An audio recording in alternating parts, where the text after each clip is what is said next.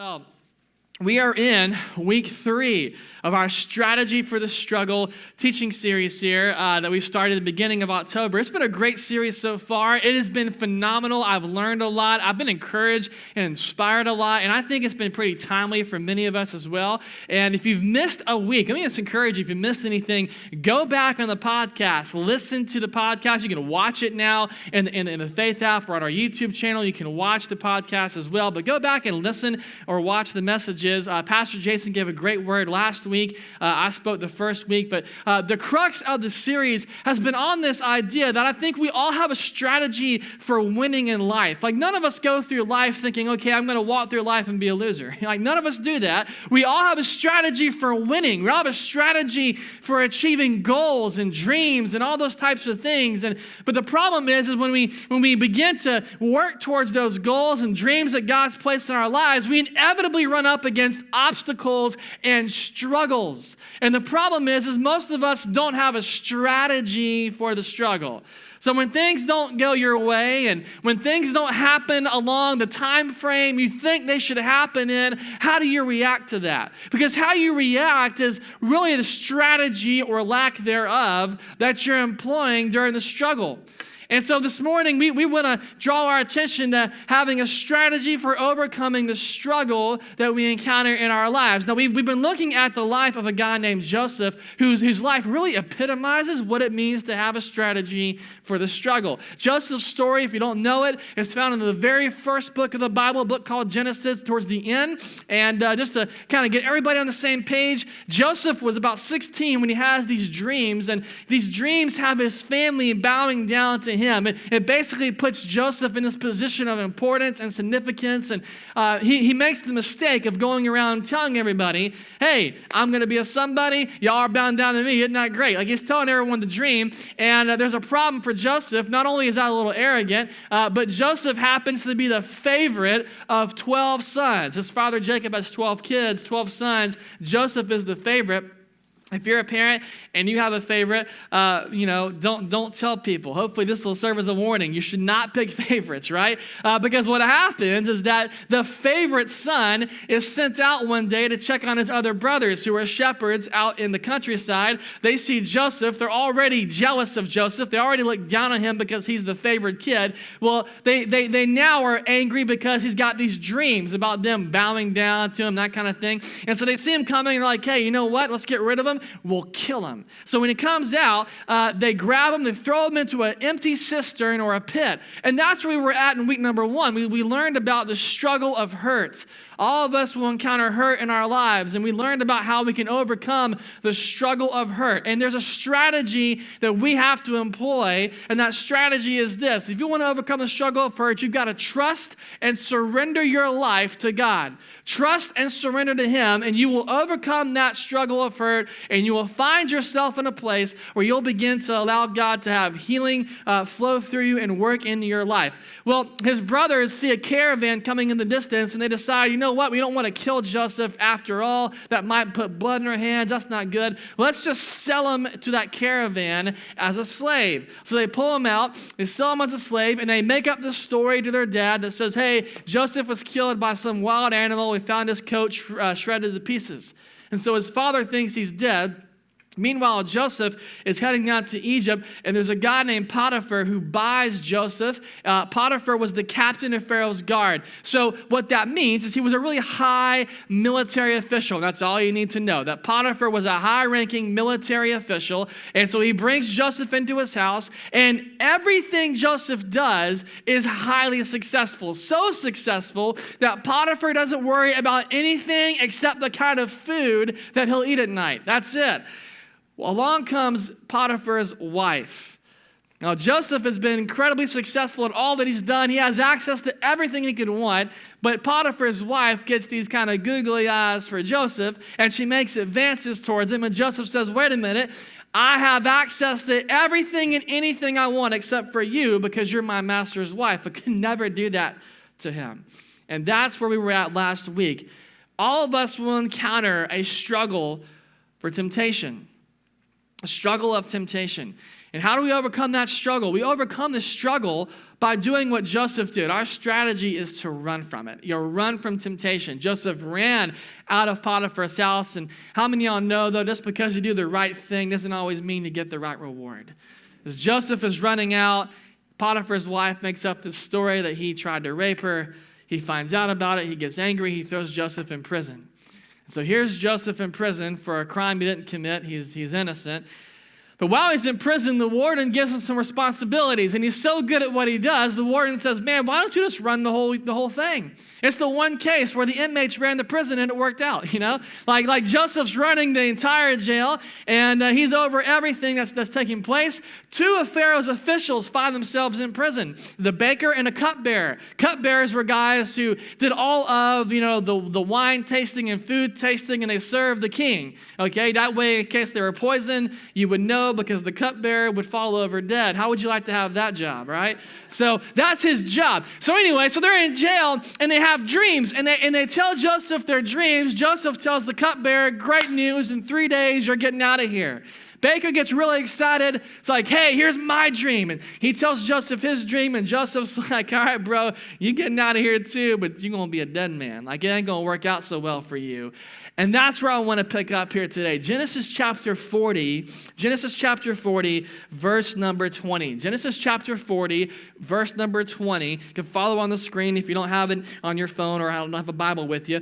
Genesis 40, verse 20. Pharaoh's birthday came 3 days later. This is after Joseph is talking to the baker and cupbearer about their dreams.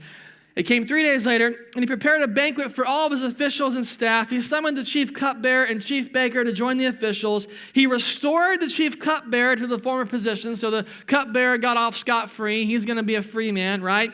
So he can hand the cup to Pharaoh. Now look out verse 22. But Pharaoh impaled the chief baker.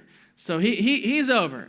All right, they put him on a stick. He's impaled. His life is done. He's been executed just as Joseph predicted when he interpreted his dream. Now check this out. What I didn't tell you was that when Joseph is finished telling the dreams to the cupbearer and the baker, he looks at the cupbearer and says, hey, when you get out of prison, remember me. He tells the cupbearer his story. Remember me and who I am. I'm an innocent person put in jail. You get me out. I'm getting you out. You get me out, right? Look at verse 23. Pharaoh's chief cupbearer, however, forgot all about Joseph, never giving him another thought. Next chapter, chapter 41. Look at verse number 1. 2 full years later. 3 days later, cupbearer, you're getting out of jail. Remember me, bro, okay? 2 years go by. 2 years. Any day, Joseph's thinking, I'm getting out of jail. This is going to be great. I'm going to shave, get a bath. Life will be good again. This is going to be wonderful. And then it's day 5 and day 30 and day 80, and 2 full years later go by.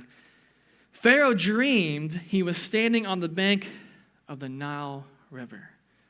Now listen, we've come full circle to where we started a couple weeks ago. A couple weeks ago, we were reading that Joseph stood before Pharaoh and interpreted a dream. Here it is. We've come full circle. What happens now? Pharaoh has this dream. None of his officials can interpret the dream. And the cupbearer remembers, oh my gosh, there's a guy I forgot all about. He's in jail. His name's Joseph. He told me my dream, told the baker his dream, and it happened exactly as he said. Pharaoh's like, get that guy out of prison and bring him right here. I got a dream I need to tell him. And so Joseph is brought out of prison. Now, he's been in prison for a few years. You can imagine how smelly and dirty and just hairy and bearded Joseph probably looks. He's got rags on for clothes. So Joseph's getting out of jail. They give him a shave, getting him cleaned up. He's all ready to go. And now he's in front of Pharaoh in chapter 41. Skip all the way down now to verse number 37. And Pharaoh has just had his dream interpreted by Joseph. Now check out verse 37. This has kind of been where we started the beginning of the series, what's kind of been our theme verse every week. Joseph's suggestions were well received by Pharaoh and his officials.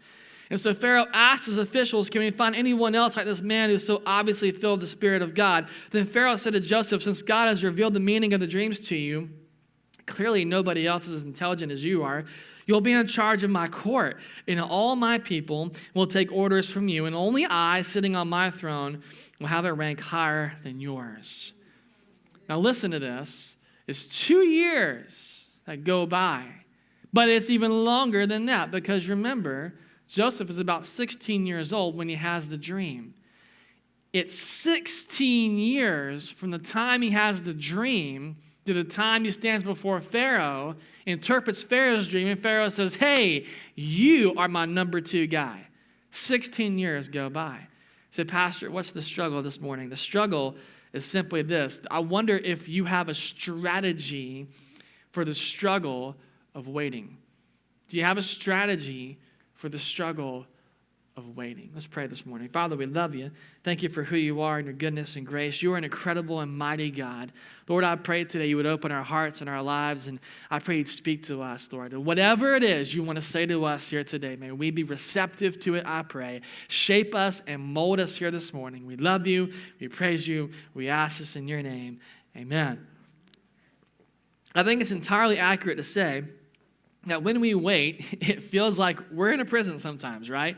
Like we're caught in limbo, and we don't know. We're waiting for things to pan out, waiting for stuff to work out. And sometimes it can be really discouraging. Sometimes it can be disheartening and frustrating as you wait. And the longer you wait, the more you kind of fight the temptation just to kind of quit and give up. Oh, it's never going to happen. I'm never going to get there. And so like we struggle with that. And the struggle of waiting, though, it really it's a struggle of God's timing. We're struggling with God's timing in our lives, especially if you're a Christian. If you're a Christ follower here this morning, this is really important because you're going to have all kinds of waiting periods, waiting seasons where God's timing hasn't come yet, and you're going to struggle through that.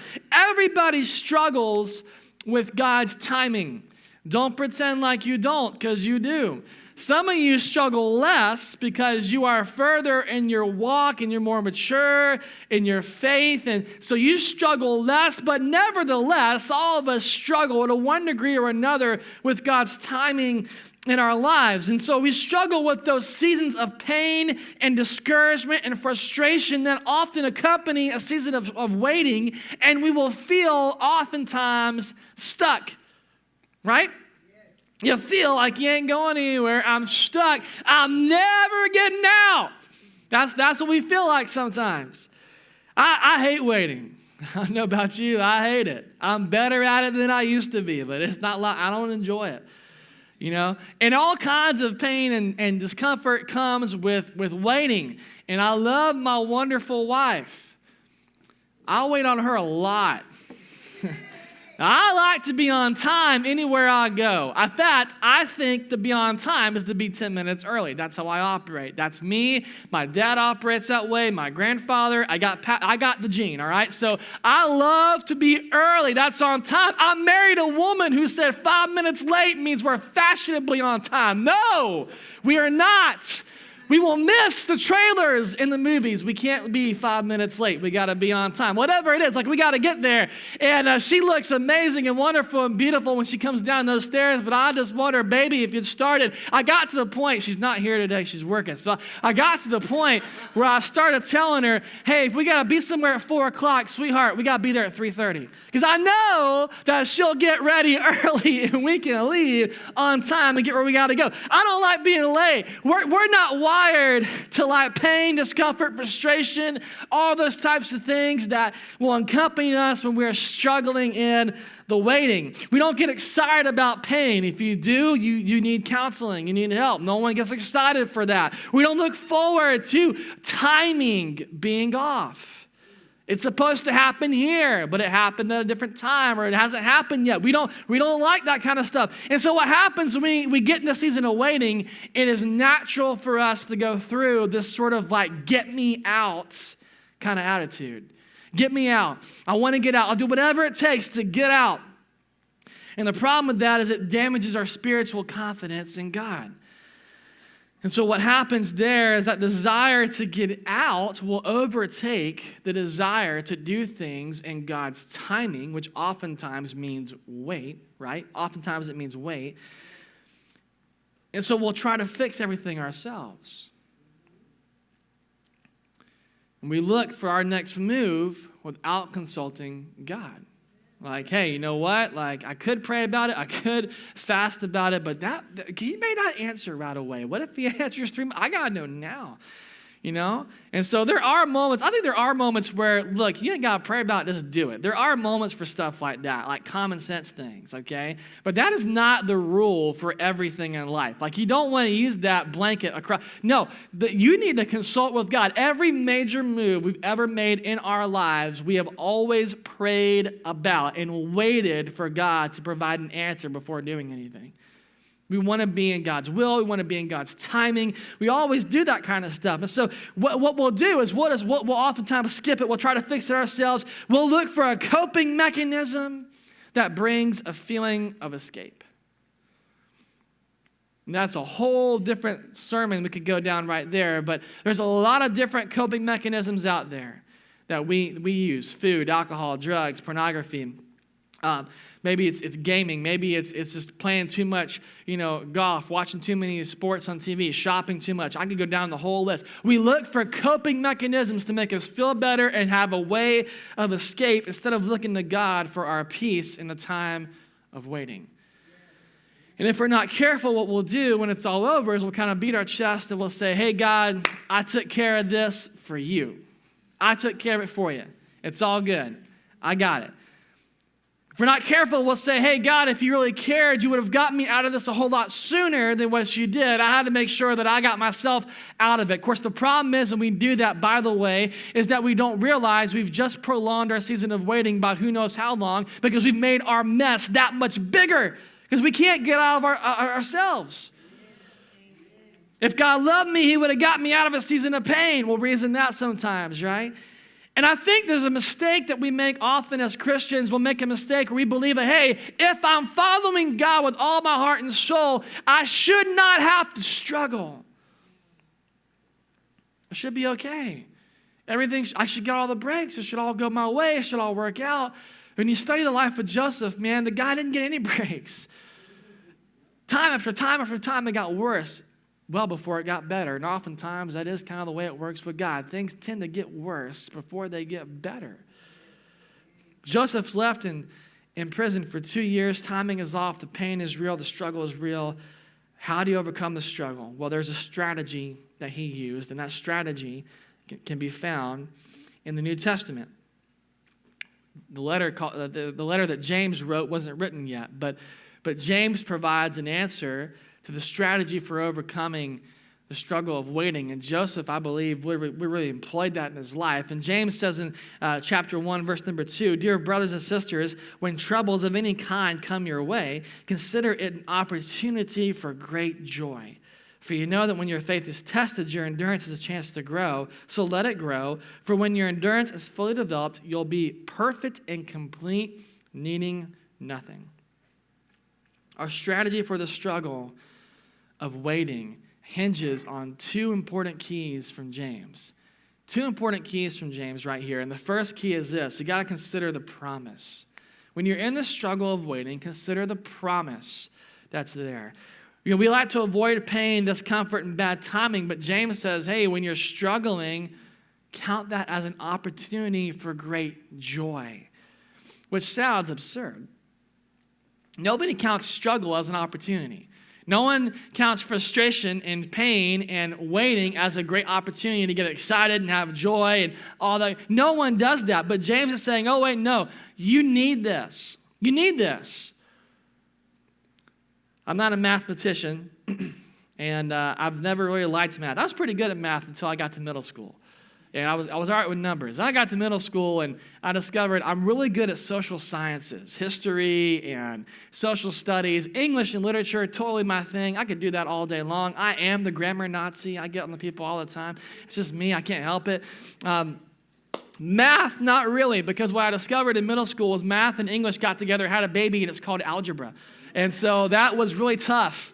And I did not like algebra. I hated those equations. A plus B equals C. If A is 4 and C is 6, what's B? And I'm like, I got the answer. Why does it matter? Like, why do we got to figure out what B is? I already have 6. I never liked it. I've never been a math guy. I know some of you guys are. That's great. That's cool. I just don't think that way. I think on the other side of the brain than you do. And that's fine. That's what makes us great. We're all different.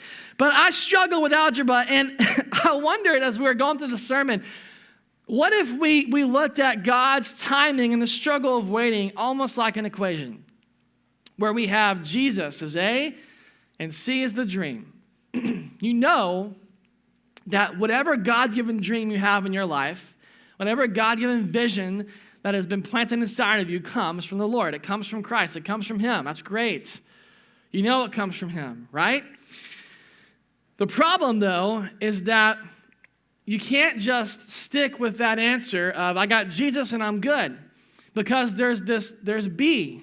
There's something kind of in the way that is important and necessary to you fulfilling and living out the dream that God's given you. And what happens when you have the algebra equation as a kid, you got A plus B equals C, you know what C is, you know what A is, you got to figure out what B is. And so your whole focus on the equation turns to B. What is B? How do I figure out what that is? And I think oftentimes in our lives what will happen is we'll look at B, and B for us in the life with Christ would be the struggle. It's the struggle. And we'll look at the struggle, and our focus will be on the struggle. For Joseph, it's the waiting in prison for 2 years. It's waiting for 16 years to see a dream that's fulfilled. And all of our focus goes on to the struggle and how we overcome it ourselves, instead of how does God use that struggle to get us to where we need to be. When you lose your focus and you lose sight of God's mercy and love and goodness, man, you find yourself in a tough situation. But what if you consider the promise that Christ is actively working for you? And what if you took your focus off of the struggle and onto the promise and shifted your perspective a little bit? And you realize that, hey, because I have a God-given dream inside of me, because I need Jesus to make that dream work, it doesn't really matter what my struggle is. And somehow, some way, God will use that struggle to carry me through to the dream that He's placed inside of me. If you're Joseph, you know that God's favor is resting on your life. You know that you belong to Him. You know the dreams you had at 16, they're going to get fulfilled at some point. He gave them to you for a reason. It hasn't happened yet. There's a struggle you're going through. There's a period of waiting you're encountering, but that's okay. It's okay because God is going to bring you through and see that promise fulfilled, because you have to slow down and consider not only the promise, but you got to also consider the process. And that's the second key that James gives us here this morning. Yeah, consider the process. James chapter 1, look at verse number 3. For you know that when your faith is tested, your endurance has a chance to grow, he says. So let it grow. For when your endurance is fully developed, you'll be perfect and complete, needing nothing. What if the struggle is an important part of the equation that fulfills the dream? What if your struggle helps produce the dream that God has designed for you? What if the season of waiting is developmental for a reason and for a purpose? And the troubles you're encountering produce endurance that you need to finish and complete what God has started. So to fulfill the dream and live the dream out, you need Jesus and you need the struggle that you have in your life right now. We don't always think of it that way. We think we don't need the struggle, we just need Jesus. The struggle plays an important role in that equation. The goal should not be for us to have everything flow according to our plans. It should always be to have everything flow according to God's plan to complete us and who we are. Your season of delay and season of struggle, that becomes a season of growth for you if you allow God to use it. And that struggle ends up becoming a platform from which you can be a light for Christ to people all around you. So you battled with alcoholism your whole life, then God set you free. Now I've got a platform where I can share Christ with other folks who are struggling with alcoholism. Why? Because I've been there, done that, gone through it. I know what you're thinking. I know how you're acting. I know what you're operating like. And I can reach you in a way that nobody else could because Christ has overcome that struggle and the dream has been fulfilled and I can now impact other people for Christ. The platform, that struggle becomes your platform from which God can use you to reach folks around you. So Joseph has a dream showing him some great things are ahead. He receives that dream from God, right? And then look at this in prison. For a couple of years, he becomes an interpreter. He's interpreting dreams instead. God is developing him in this season of waiting so he could use Joseph to complete the dream that he planted inside of him so long ago. So again, that season of waiting that you're encountering and the struggle that you have is a season where God is developing you, he's priming you, he's shaping you, he's getting you ready to fulfill and complete the promise that he's placed inside of you long ago. God took Joseph in the prison and used that time to develop Joseph, which led to his promotion. Joseph was not ready to step into that role as Pharaoh's number 2 guy without the prison experience.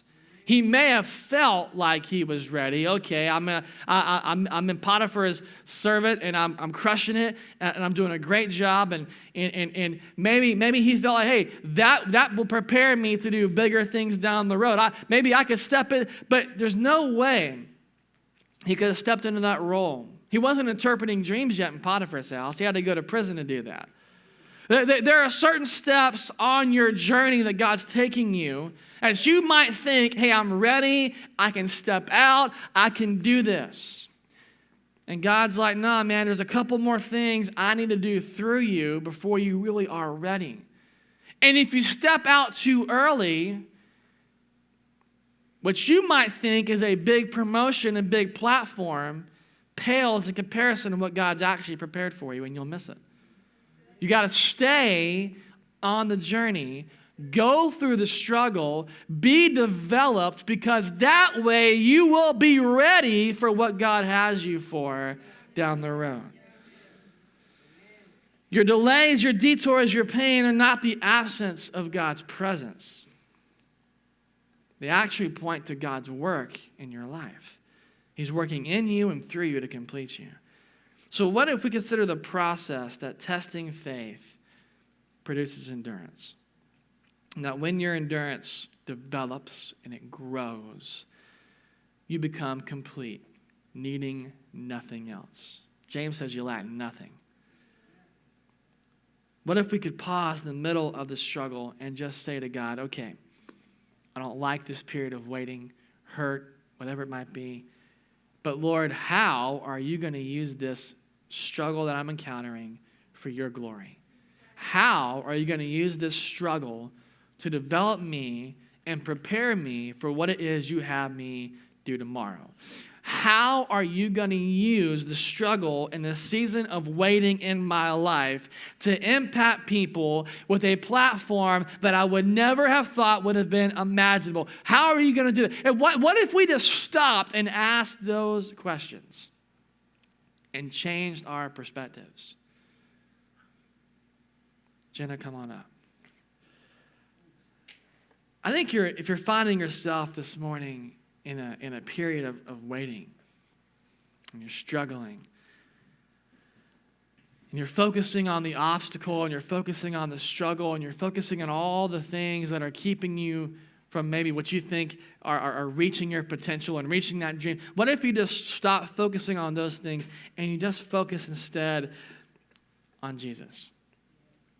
And that I need Jesus in my life, and I need the struggle in my life, because he's going to use the struggle and what I'm dealing with to get me to where he wants me to go, to fulfill the dream and the promise that he has in my life. Because whenever you see Jesus, you should see the dream. And you should see that any struggle or obstacle that might come your way will somehow, some way be used by God to get you where you got to go. Paul writes in Romans for a reason. He's writing to Christians. We misquote this all the time to make folks feel pretty good. But the reality is this verse is only for Christ followers. It's only for Christians, man. It's not for anybody else. Paul says, hey, all things work together for good, right? For those who are called according to his purpose. It's a promise. Every obstacle, every struggle, every issue that I'm going to face is part of the equation that gets me to the promise God has for me. God will take it and will use it for his good and his glory. And will use it to complete the promise that he's given me.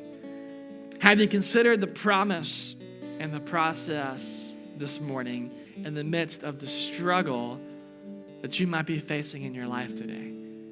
In the midst of the struggle of waiting.